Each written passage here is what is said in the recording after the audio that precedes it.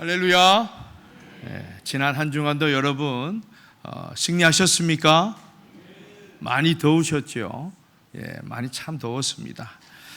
그러나 이 무더운 여름 또 하나님께서 주시는 그 지혜로 또 건강하게 보내시기를 축복합니다. 그리고 오늘은 6월 다섯째 주일로 온 가족 예배를 드립니다. 그러다 보니까 객지에서 우리 자녀들이 찾아오고 또 가족끼리 모여서 예배 드리는 그 모습을 보니까 너무나 흐뭇하고 너무나 감사합니다.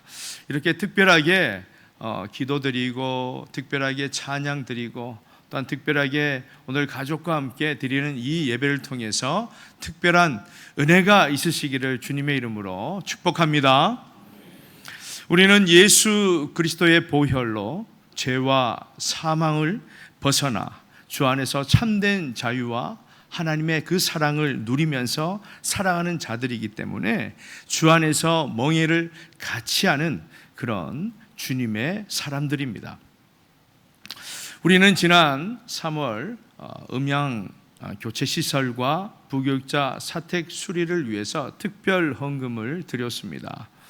이로 인해서 부교육자 사택이 수리가 되었고 또 최근에는 음양 공사가 잘 되어서 이렇게 전체적으로 보면 참 음질이 좋아졌습니다. 물론 한두 달 동안은 이 조절 때문에 조금 부자연스러운 그런 소리가 들릴 수 있습니다. 좋은 소리로 맞춰가기 위한 그런 시간이기 때문에 여러분 기도해 주시고 무엇보다 많은 피드백을 해 주시면 감사하겠습니다. 아무튼 저는 우리 성도들이 그런 힘든 가운데서도 마음을 모아서 기도와 또한 물질로 동참하는 그 모습을 보고 참 감사하고 은혜가 되었습니다. 무엇보다 우리 교회가 이런 마음을 다해서 또한 물질로 기도로 동참하는 이런 모습들이 점점 많아진다면 우리 교회는 갈수록 더 좋은 교회가 되리라 믿습니다. 그리고 어제 한국기독공보에 기재된 영남 지역의 이 산불 피해 지역 구호 헌금 현황을 제가 보았습니다. 몇 페이지나 되는 그런 교회 이름들을 다 보았는데 우리 교회가 소속된 교단이 통합 측입니다. 통합 측 교회만 1,511개의 교회가 동참해서 모여진 총 금액이 46억 3,900여만 원이었습니다. 아무도 놀라지 않으시네요. 엄청난 돈이죠. 저희 교단만 해서 이 정도 모았다면 타 교단도 또 엄청나게 그렇게 모았을 것입니다. 사실 많은 교회들이 코로나 이후에 많은 재정적인 곤란한 상황을 앓고 있습니다. 그래서 사실 이런 도와줄 이런 상황이 생겨도 선뜻 나설 수가 없는 그런 형편에 있습니다. 그런데 왜 이렇게 우리도 힘든데 굳이 이렇게 도와야 하는가? 그것은 바로 이웃을 사랑하라는 하나님의 말씀이고 그것이 바로 하나님의 나라를 세워나가는 또한 동참하는 모습이기 때문입니다. 화마로 인해서 집도 또는 삶의 터전도 다 잃어버린 그분들 아직도 제대로 복구가 되지 않아서 그 흔적만 보면서 가슴을 치며 눈물을 흘리고 있습니다. 그런데 작은 정성들이 모아져서 그들에게 조금이나마 전달이 된다면 얼마나 위로가 되고 또 다시 한번 일어설 그런 용기를 가지지 않겠습니까? 여러분, 이것이 바로 주님 안에서 멍에를 같이 하는 그런 그리스도인의 모습이고 앞서 말씀드린 것처럼 하나님의 나라를 세워나가는 모습입니다. 오늘 본문에도 보면 이 사도 바울은 빌립보 교회가 다른 교회와는 달리 어떤 재정적인 그런 지원이 있었기 때문에 기쁘고 참 감사했습니다. 그런데 사도 바울이 정말 기뻐했던 이유는 그것이 아니라 또 따로 있었다라는 것을 우리는 알게 됩니다. 그 기쁨의 원인이 본문 10절에 나와 있습니다. 내가 주 안에서 크게 기뻐함은 너희가 나를 생각하던 것이 이제 다시 싹이 남이니 너희가 또한 이를 위하여 생각은 하였으나 기회가 없었느니라. 빌립보 성도들은 이 사도 바울의 이 복음 사역을 돕기 위해서 재정적으로 그렇게 후원을 했습니다. 그런데 빌립보 성도들의 변심이 아니라 이 전달하는 그런 과정들이 여의치 않아서 중간에 중단이 되었던 것이죠. 그런데 에바브로디도를 사도 바울에게 보내면서 다시 재정 후원이 시작된 것입니다. 이처럼 재정 후원이 다시 시작되어서 사도 바울은 참 기뻤습니다. 감사했지만 그러나 그가 기뻐했던 직접적인 원인은 재정이 아니라 사실 이 빌립보 성도들의 관심과 배려와 또 염려와 그런 마음이었다라는 겁니다. 그 복음 사역에 동참했던 그 귀한 마음 때문에 너무나 사도 바울은 벅찬 감동을 받았던 것입니다. 그런 사도 바울의 마음을 11절, 12절, 13절에서 이렇게 표현합니다. 우리 함께 읽습니다. 시작. 내가 궁핍함으로 말하는 것이 아니니라. 어떠한 형편에든지 나는 자족하기를 배웠노니 나는 비천에 처할 줄도 알고 풍부에 처할 줄도 알아. 모든 일 곧 배부름과 배고픔과 풍부와 궁핍에도 처할 줄 아는 일체의 비결을 배웠노라. 내게 능력 주시는 자 안에서 내가 모든 것을 할 수 있느니라. 아멘.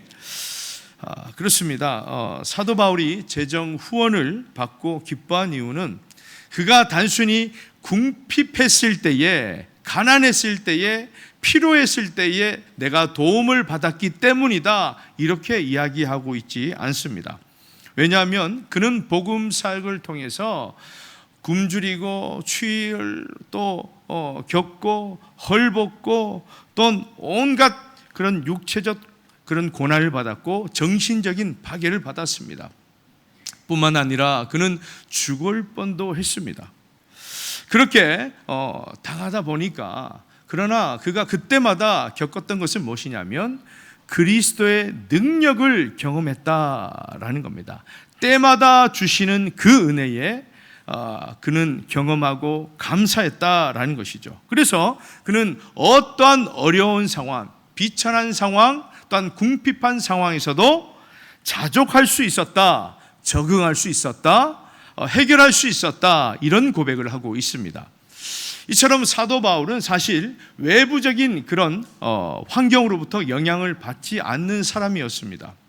오직 내게 능력 주시는 자, 곧 예수 그리스도 안에서 내가 모든 것을 할 수 있다, 이런 고백을 하는 사람이었어요. 여러분, 얼마나 멋진 고백입니까?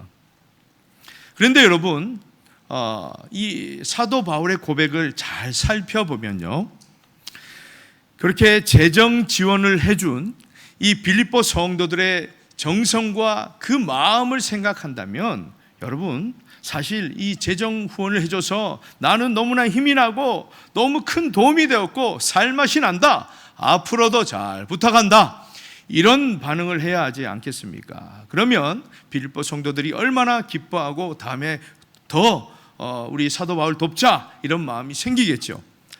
그런데 이 사도 바울의 말을 들어보면 정말로 재정 후원 때문에 기쁜 것인지 아니면 나는 충분하니까 하지 말란 것인지 분간이 되지 않습니다. 여러분, 부모님이 고생해서 자녀의 학비를 마련해서 주게 됩니다. 그러면 우리 자녀들이 아버지 어머니 참 고생하셨죠, 너무나 감사합니다, 제가 열심히 공부해서 훌륭한 사람이 되어서 꼭 출세해서 호강시켜 드리겠습니다, 이렇게 말이라도 이렇게 하면 얼마나 부모가 보람을 느끼겠습니까? 내가 참 잘했구나, 뿌듯하다. 그런데 그런 마음이 아니라 이 자녀가 등록금을 받았지만 이런 얘기를 하면 어떻습니까? 아버지 어머니 등록금을 주셔서 참 감사합니다. 그런데 저는요, 어떤 형편에서든지 자족하는 방법을 배웠습니다.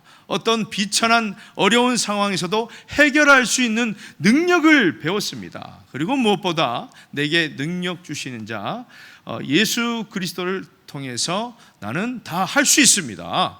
여러분 이렇게 얘기를 하면 여러분 감사하다는 말이 맞습니까? 아니면 충분하니까 다음에는 주시지 않으셔도 됩니다. 제가 해결하겠습니다. 이런 뜻입니까? 여러분 분간이 됩니까? 조금 이 말씀을 잘 읽어보시면 조금 애매한 뜻을 받을 수 있습니다. 그러나 여러분 사도 바울은 그런 마음보다는 또 감사한 마음이 있죠. 14절, 15절, 16절 그러나 너희가 내 괴로움에 함께 참여하였으니 잘하였도다. 빌립보 사람들아 너희도 알거니와 복음의 시초에 내가 마게도냐를 떠날 때에 주고받는 내 일에 참여한 교회가 너희 외에 아무도 없었느니라. 데살로니가에 있을 때에도 너희가 한 번뿐 아니라 두 번이나 나의 쓸 것을 보내었도다. 자, 이 빌립보 교회가 구체적으로 어떤 지원을 했습니까? 두 가지 지원을 했습니다. 첫째는 사도 바울이 감옥에 갇혀 있었기 때문에 그를 위로하고 좀 동역을 하라고 빌립보 교회는 에바브로디도를 보내었습니다. 이것은 인적 지원이죠. 그리고 에바브로디도를 통해서 무엇을 보냈습니까? 재정 후원을 보냈죠. 그래서 인적 지원, 재정 지원 두 가지를 보냈습니다. 그런데 여러분 잘 보십시오. 사도 바울은 이 빌립보 교회를 이렇게 아주 특별하게 생각하고 또 감사하게 생각하고 있습니다. 그런데 앞서 고백했던 그런 고백을 보면 조금 이 재정 지원에 감사하기는 하지만 또 다른 이야기를 하고 있다라는 것을 볼 수 있습니다. 한마디로 이 재정 지원에 대해서 조금 거리를 두고 있다라는 것입니다. 자, 오늘 본문을 통해서 세 가지 이유를 한번 살펴보고자 합니다. 첫째, 이 사도 바울은 이 빌립보 교회와의 관계의 시작이 무엇으로부터 나왔는가? 재정 지원이 아니다라는 것을 말하고 싶은 것입니다. 우리가 그렇지 않습니까? 선물을 많이 주면 이 사람과 관계가 더 좋아질 수 있습니다. 그런데 사도 바울은 네가 나한테 재정을 보태 주었기 때문에 선물을 주었기 때문에 우리 사이가 이렇게 친밀해진 것이 아니다라는 것을 말하고 있는 겁니다. 17절입니다. 내가 선물을 구함이 아니요 오직 너에게 유익하도록 풍성한 열매를 구함이라. 여러분 보통 감옥에 있는 사람들이 필요한 것, 선물은 무엇이겠습니까? 편지, 그리고 면회 오는 것, 그리고 돈입니다. 영치금이죠. 그런데 사도 바울은 뭐라고 얘기합니까? 내가 구하는 것은 선물이 아니다. 다른 것이 아니라 당신들의 영적 성장, 당신들의 이런 영적인 유익함, 영적인 그 열매들이 풍성하게 맺어지는 것이 나에게 선물이다. 이렇게 얘기하고 있습니다.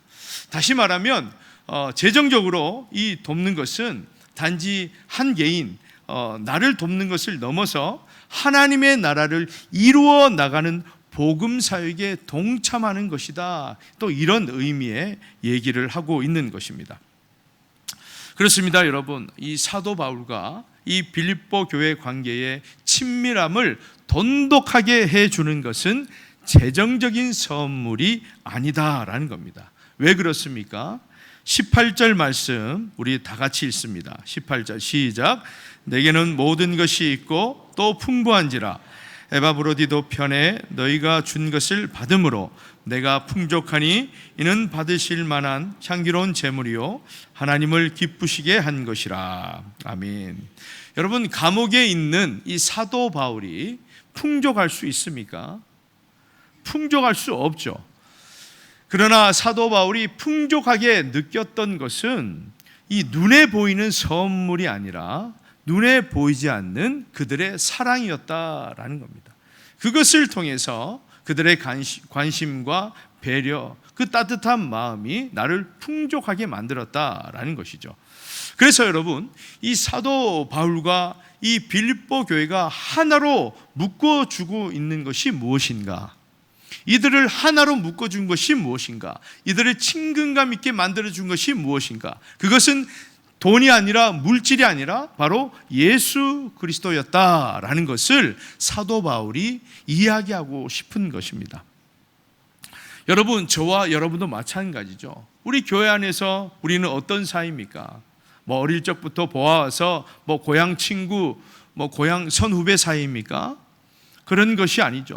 우리는 예수 안에서 맺어진 인격적인 그런 관계라는 것을 여러분 꼭 기억할 수 있기를 바랍니다. 꼭 기억할 수 있기를 바랍니다. 여러분, 그것이 아니면, 예수 그리스도로 우리가 맺어진 그런 관계가 아니면 여러분, 이곳에서 사랑을 기대할 수 있겠습니까? 이곳에서 진심을 기대할 수 있겠어요? 늘 상처 주고 내 자랑하고 어떤 내 이익을 위해서 이 자리에 올 뿐입니다. 그래서 우리가 서로 사랑해야 된다는 것이고, 또 우리가 사랑할 수밖에 없는 이유는 우리가 주 안에서 맺어진 그런 특별한 관계, 인격적인 관계이기 때문입니다. 여러분, 우리 안에 이 세상적인 가치관으로 맺어진다면 언젠가는 그것 때문에 틀어집니다. 무너지게 되어 있습니다. 그래서 여러분, 교회 안에서는 돈 거래하면 안 됩니다.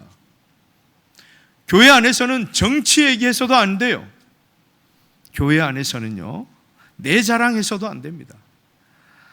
오직 예수 안에서 간증하고 하나님 말씀 중심으로 삶을 나눠야 서로 격려가 되고 도전받고 위로를 주고 그렇게 하는 것이지, 그렇지 않으면 항상 이 자리에서는 상처가 있고 항상 이 자리에는 시험거리가 있더라라는 겁니다.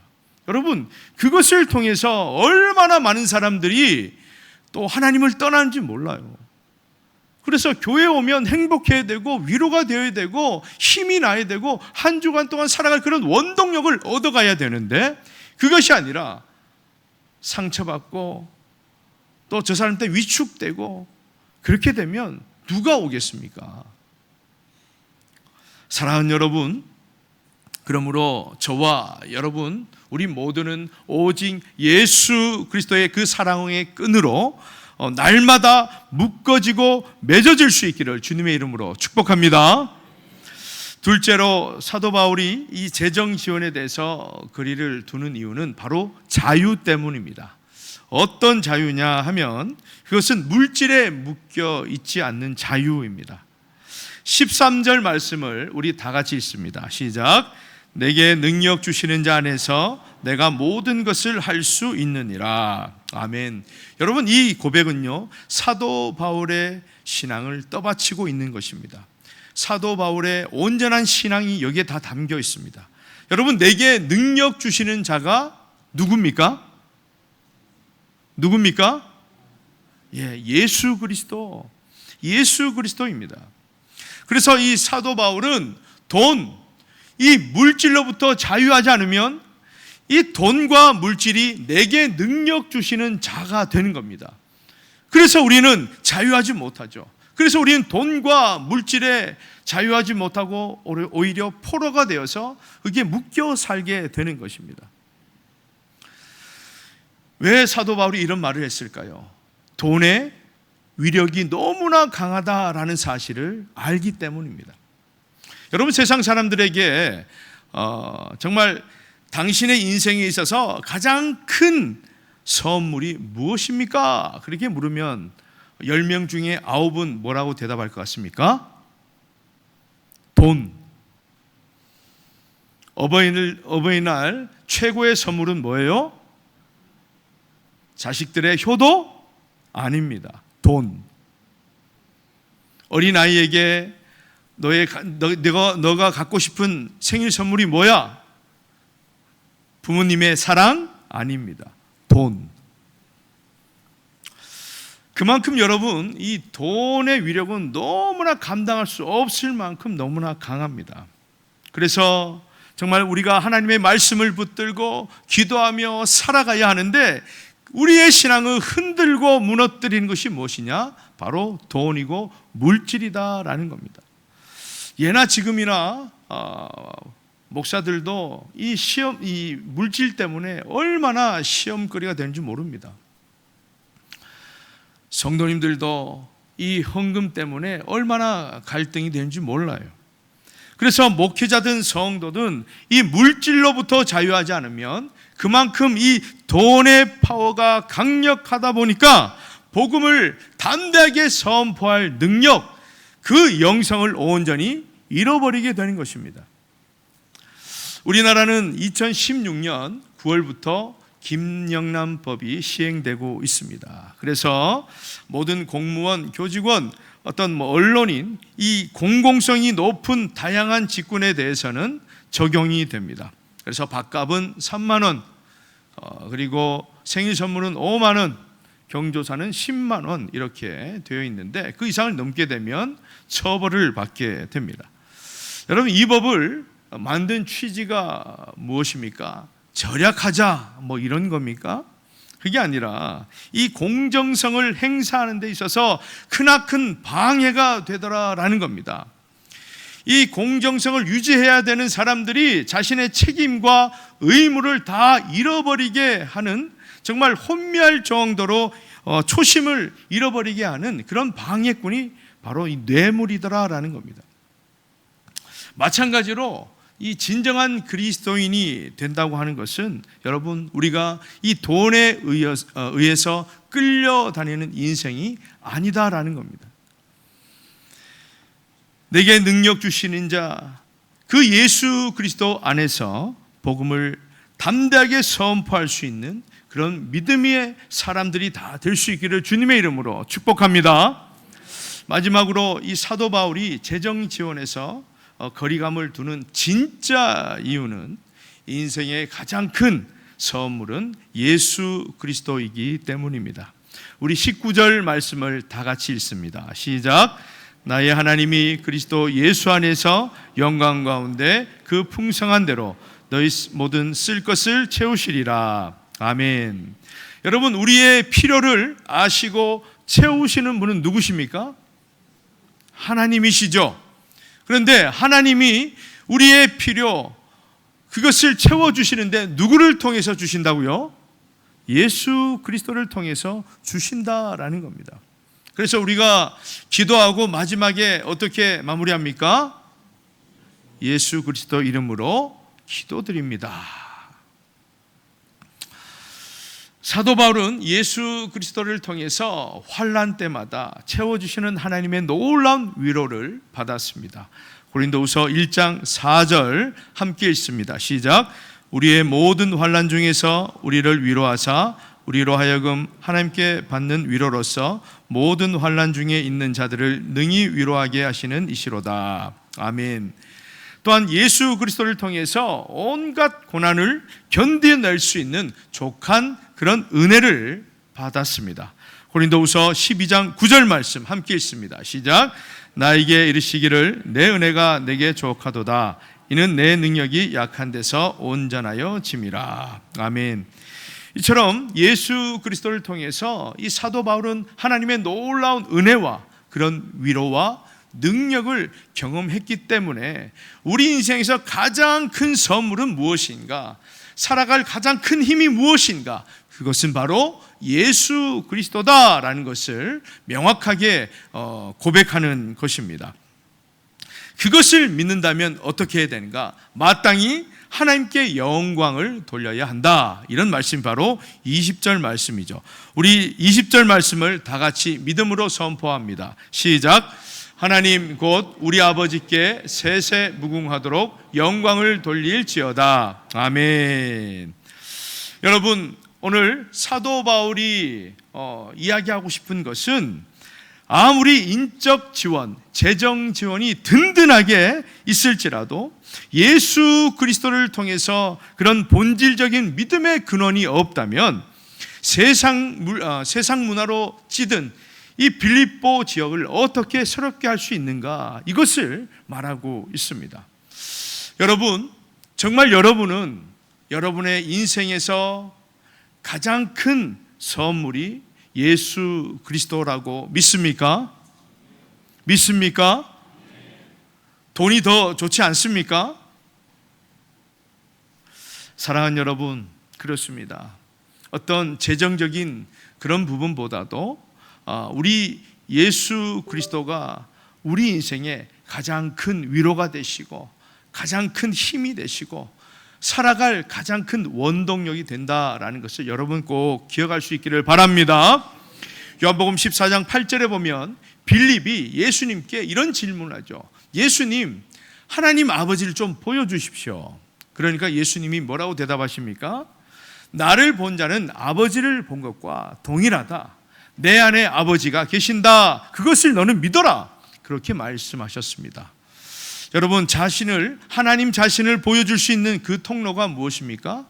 바로 예수 그리스도다라는 것이죠. 그 예수 그리스도를 선물로 저와 여러분에게 주셨다라는 겁니다.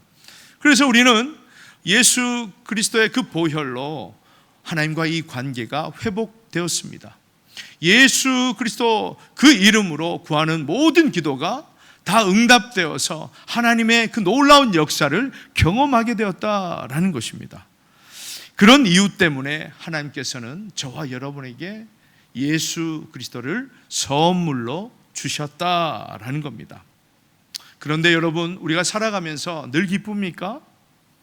목마름이 있고 곤감이 있고 슬프고 아프고 우울하고 힘든 그 순간들이 얼마나 많습니까?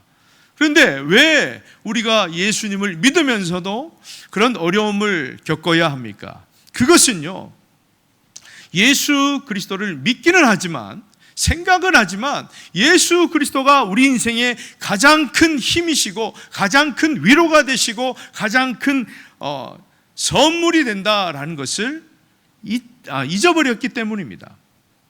그래서 우리가 그것을 잊게 되면 항상 세상 것으로 채우려고 합니다.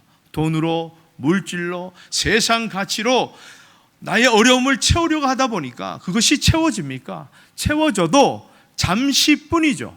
그러니 또 아파하고 또 슬퍼하고 또 절망하고 낙심하게 되는 것입니다.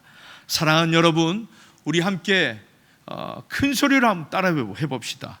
우리 인생에 다시 한번요.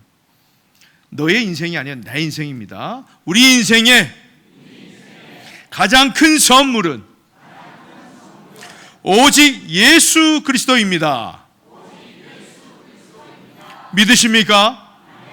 이 믿음의 선포를 가슴 깊이 새기시고 힘들 때, 아플 때, 슬플 때도 오직 예수 그리스도를 힘입어서 승리하시고 거룩한 하나님의 나라를 세워가는데 동참할 수 있는 저와 여러분이 되시기를 주님의 이름으로 간절히 축원합니다.